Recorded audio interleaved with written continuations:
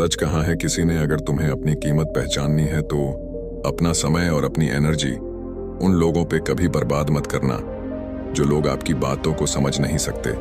वो लोग जो आपको बकवास समझते हैं और ये तो किसी काम का नहीं, इसे क्या ही होगा। ऐसी सोच वाले लोगों से दूर रहो। दोस्तों, ऐसे ही एक युवक की कहानी है जो खुद को दूसरों से कम समझता था और अपनी कीमत नहीं जानता था। आज की जो कहानी है ये आपकी जिंदगी बदलने वाली है, लेकिन इससे पहले कि आप कहानी में खो जाएं, हमारे इस YouTube चैनल को सब्सक्राइब कर लें। तो चलिए कहानी शुरू करते हैं। एक बार की बात है, एक महान गुरु प्रवचन दे रहे थे। प्रवचन में आसपास के लोग भी शामिल थे। सभी लोग गुरु को सुन रहे थे। कुछ देर में प्रवचन खत्म हो गया। तब लोगों ने गुरुदेव को प्रणाम किया और अपने अपने घर को चल पड़े। पर एक युवक वहीं पर बैठे रह गया। गुरु की नजर उस युवक पर पड़ी तो वो पूछ बैठे, क्या बात है वत्स, कोई जिज्ञासा है क्या? युवक गुरु के पास गया और प्रणाम करके बोला, गुरुदेव, बहुत उलझन में हूं। जितना इस बारे में सोचता हूं उतना ही उलझ जाता हूं। कैसी उलझन है वत्स? गुरु ने प्रश्न किया।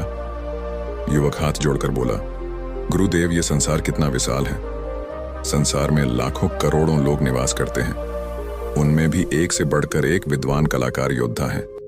ऐसे में उन सब के बीच मुझ जैसे सामान्य प्राणी का क्या मूल्य है? युवक की बात सुनकर गुरु मुस्कुरा दिए। वे बोले, तुम्हारे जिज्ञासा का उत्तर मिल जाएगा, पर इसमें थोड़ा सा समय लगेगा। क्या तब तक मेरा एक छोटा सा काम कर सकते हो? गुरुदेव, ये तो मेरे लिए गर्व की बात है कि मैं आपके काम आ सकूं। युवक ने अपने हाथ जोड़कर कहा, गुरुदेव, आप आदेश करें।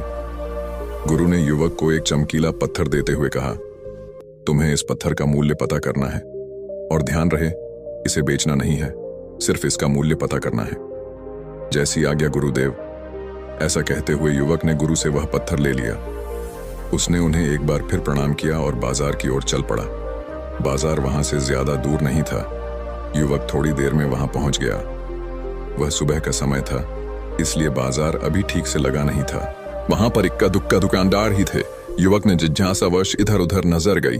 उसे एक पेड़ के नीचे एक दुकानदार नजर आया। वह आम बेच रहा था। युवक उस दुकानदार के पास पहुंचा और उसे पत्थर दिखाते हुए बोला, क्या आप इस पत्थर की कीमत बता सकते हैं? दुकानदार एक चालाक व्यक्ति था। पत्थर की चमक देखकर वह समझ गया कि अवश्य ही यह कोई कीमती पत्थर है।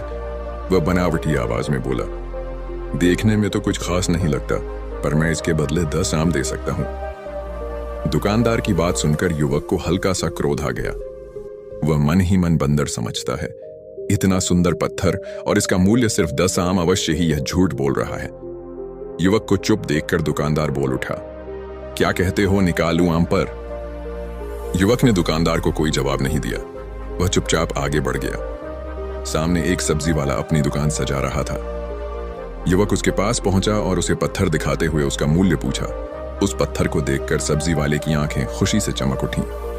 वह मन ही मन सोचने लगा, यह पत्थर तो बहुत कीमती जान पड़ता है। अगर यह मुझे मिल जाए तो मजा ही आ जाए। क्या हुआ भाई, कहां खो गए? युवक ने दुकानदार की तंद्रा तोड़ी। सब्जी वाला चौंकता हुआ बोला, कुछ नहीं, कुछ नहीं, मैं तो बस मन ही मन इसकी कीमत की गणना कर रहा था। वैसे मैं इस पत्थर के बदले एक बोरी आलू दे सकता हूं। सब्जी वाले के चेहरे की कुटिलता देखकर युवक समझ गया कि यह दुकानदार भी मुझे मूर्ख बना रहा है। मुझे किसी और से इसका मूल्य पता करना चाहिए। यह सोचता हुआ युवक आगे बढ़ गया। सब्जी वाले दुकानदार ने युवक को पीछे से आवाज लगाई, क्या हुआ भाई? अगर आपको यह मूल्य कम लग रहा है तो बताएं तो सही, मैं इसे बढ़ा दूंगा।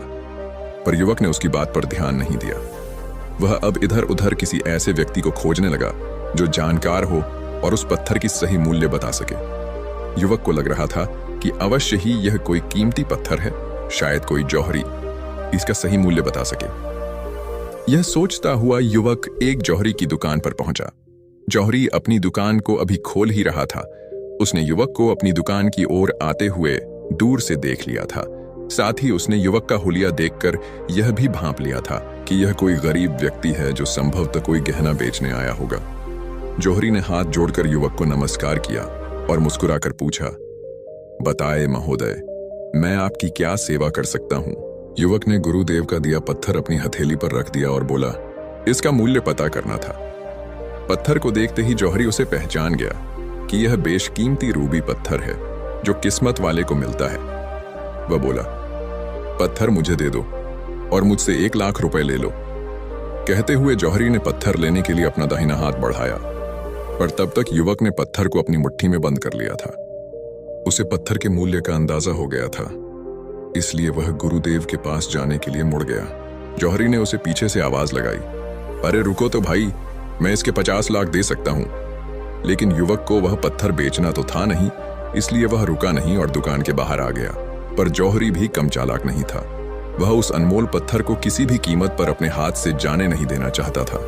वह दौड़कर उसके आगे आ गया और हाथ जोड़कर बोला, तुम यह पत्थर मुझे दे दो, मैं इसके बदले 1 करोड़ देने को तैयार हूं।